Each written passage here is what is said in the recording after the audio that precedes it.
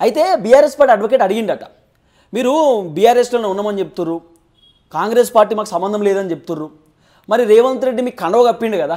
మరి రేవంత్ రెడ్డి కండవ కప్పింది అది ఏం కండవ అని అంటారు మీరు, అది కాంగ్రెస్ పార్టీ కండవనే కదా, మరి రేవంత్ రెడ్డి కండవ కప్పుతున్నప్పుడు మీకు తెలియదా, మీరు రేవంత్ రెడ్డి దగ్గరికి ఎందుకు పోయిర్రు, ఎందుకు పోయి కండవలు కప్పించుకున్నారు అని చెప్పి బీఆర్ఎస్ పార్టీకి సంబంధించిన అడ్వకేటు పార్టీ మారినటువంటి ఎమ్మెల్యేలను అడిగినప్పుడు వీళ్ళు చెప్పిరట,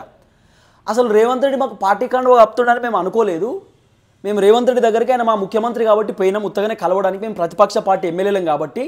సార్ మీ చల్లని చూపులు మా దగ్గర ఉండాలి సార్, మీరు మా నియోజకవర్గాల పైన కొంచెం ఫోకస్ పెట్టాలి, మాకు ఒక 500 కోట్లో 1000 కోట్లో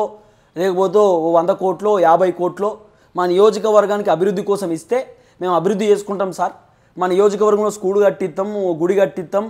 లేకపోతే మా నియోజకవర్గం సీసీ రోడ్లు వేపిస్తాం, మా నియోజకవర్గం మోరీలు గిరీలు కట్టిస్తాం,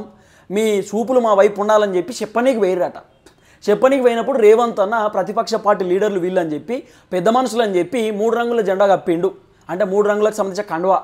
మన జెండా కండువ కప్పిండు, దేవుని కండువ కప్పిండు, పెద్ద మనుషుల యొక్క కండువ కప్పిండు, అంతే తప్ప అది కాంగ్రెస్ పార్టీ కండువ కాదు. అసలు మేము అది కాంగ్రెస్ పార్టీ కండువ అని కూడా అనుకోలే, అనుకుంటే మేము ఇది కప్పుతుంటే కూడా వద్దనేటోళ్ళం, వద్దనలేకపోయినా ముఖ్యమంత్రి కప్పుతున్నప్పుడు ఎట్లా వద్దంటాం అని చెప్పి ఈ పార్టీ మారిన ఎమ్మెల్యేలు అడ్వకేట్ అడిగినటువంటి ప్రశ్నలకు సమాధానం చెప్పిరట. రేవంత్ రెడ్డి కప్పినటువంటి కండువ కాంగ్రెస్ కండువ కాదని చెప్పిరట. తర్వాత గూగుల్లో కొట్టి చూస్తే వాళ్ళు కప్పుకున్నటువంటి కండువాలు కాంగ్రెస్ కండువాలు లెక్కనే ఉన్నాయి. ఇప్పుడు కాంగ్రెస్ కండువాని మీరు గూగుల్లో కొట్టి చూసినా కూడా సేమ్ 3 రంగుల కండువనే వస్తుంది.